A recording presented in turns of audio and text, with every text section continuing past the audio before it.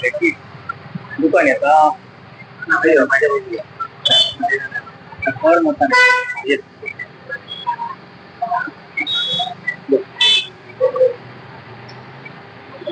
म्हणजे काल रात्री इथं जो काय कारचा अपघात घडला त्याचे प्रत्यक्षदर्शी तुम्ही आहात, नेमकं काय झालं साहेब?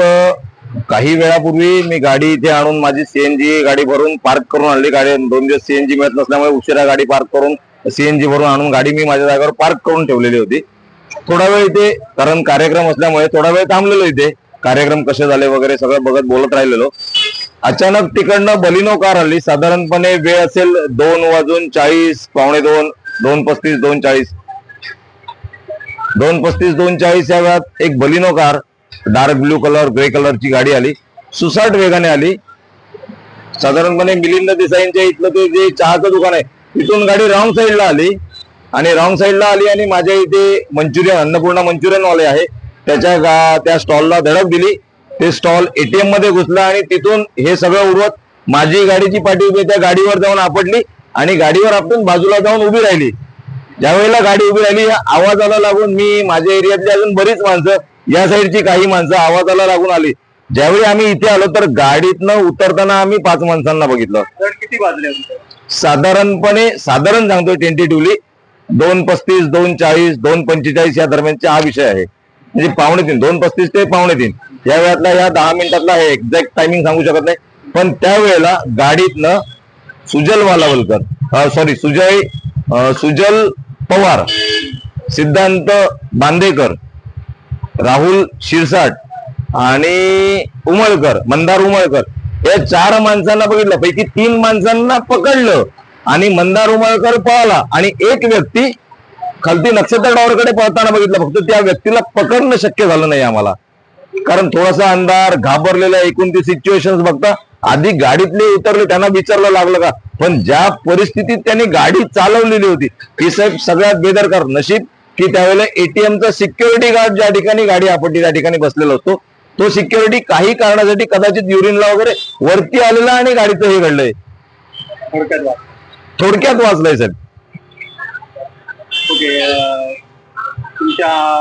तुम्ही कंप्लेंट वगैरे या संदर्भात काही? कंप्लेंट आम्ही करलं आणि याच्यात महत्वाचा विषय असा आहे की ज्या वेळेला हे ऍक्सिडेंट घडलं त्यावेळेला त्याच्या पाठी कुडाळ पोलीस स्टेशनची गाडीच होती. हार्डली एक 10-15 मीटर वरती गाडी होती. ज्यावेळेला हे घडलं त्यावेळी इमिजिएट आम्ही पोहोचलो. सेम टायमिंगला पोलीस पण पोहोचलेले होते. आम्ही पण काढलं. त्याच्यानंतर असं कळलं की काही इन्सिडेंट घडलेला होता ब्लू डायट कंपनीच्या कंटेनरशी.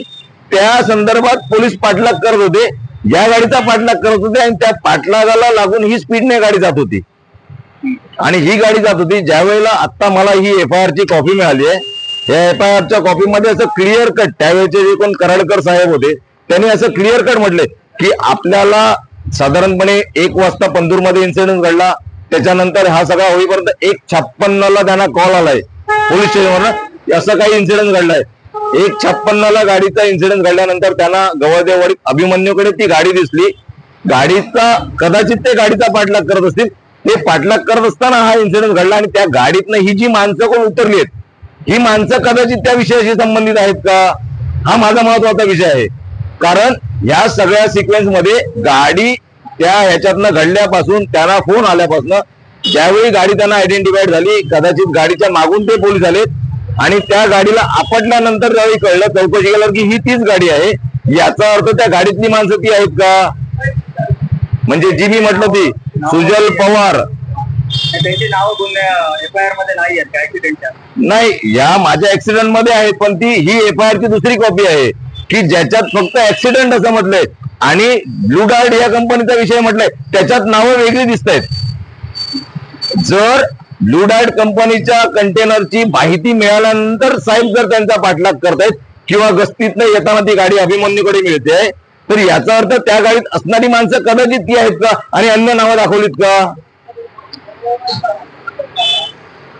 कारण या गाडीतनं उतरताना आम्ही बघितलीत सुजल पवार, सिद्धांत बांदेकर, राहुल शिरसाट आणि मंदार उमळकर या 4 माणसांना तर आम्ही उतरून पळताना बघितलंय आणि एक माणूस या सगळ्यात एक खालती पळालाय, 5वा.